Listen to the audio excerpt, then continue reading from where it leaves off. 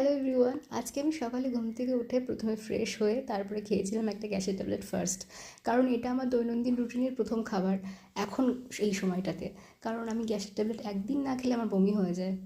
কারণ প্রেগনেন্সি ফুল জার্নিটাতে আমার প্রচণ্ড পরিমাণে গ্যাসের সমস্যা হচ্ছে, আমি যেটাই খাই না কেন সহজে ডাইজেস্ট করতে পারছি না।